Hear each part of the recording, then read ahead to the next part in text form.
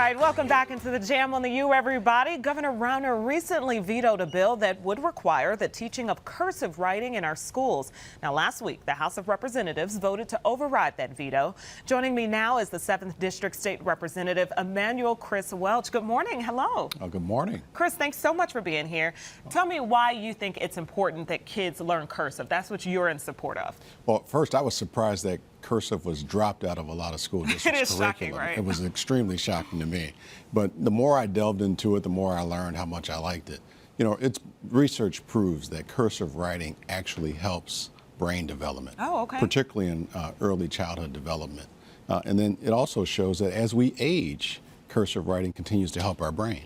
Okay, I mean, immediately thinking, I think you and I both had the same reaction because we were taught cursive. But is it kind of old school now, the fact that we have computers and technology is everywhere? You know, it's old school, you know, but just like Soul Train. But the thing is that with cursive writing, the research shows that it's so important when it comes to our cognitive development that it's still needed. Mm-hmm. Technology is making us get away from certain things that are still crucial. And we need it for things like writing a signature, signing a contract, you know, reading important documents. If you don't know how to write it, you don't know how to read it. So you can't read documents like the U.S. Constitution, the Declaration of Independence, or my mom sends me birthday cards every year.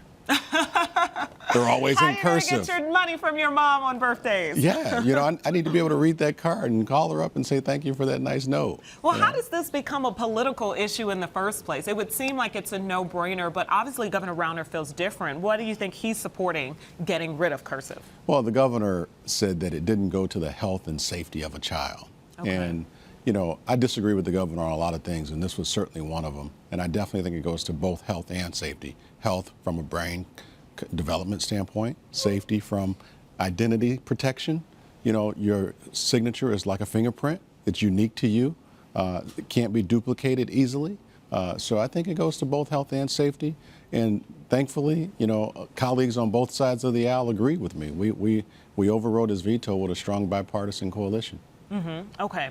And then what are some of the things, because I'm trying to think about it now, what we're using cursive writing for. You mentioned, of course, being able to read certain documents like the Declaration of Independence, but what are some other things, reasons why we would need it? I'm thinking about signing my contract right now. You would need it to be able to do things like that. Exactly. You know, a lot of young people especially probably say, wait a minute, I can just sign a document electronically.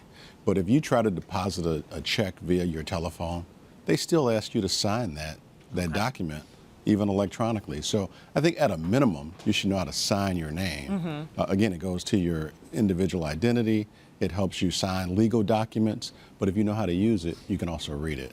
And I'm thinking now, I feel like my state taxes, I feel like I had to turn that in, mail that in. I don't know if that's electronic yet. Yeah. Because I thought about that. I was like, why can't I do that? But I think we're not 100% there in terms of technology yet. Take a look at your driver's license and your passport. They have my signatures. They sure do. They do. They do. Okay. Well, how can people voice their opinion on this issue? Well, you know, I've been getting input on it all year.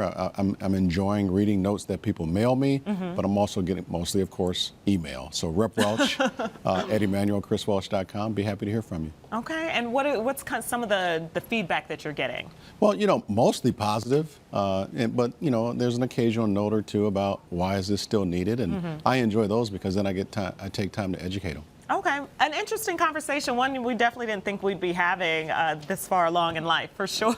Exactly. Not all old things are bad. Not all old things are bad. I like that. All right. Well, thank you. And you'll have to come back here. I'm sure there'll be a lot of other issues that we'll be discussing, but this one obviously specifically directed towards parents and raising their kids and what we want in our schools. Thanks a lot. Absolutely. Thank you. All right.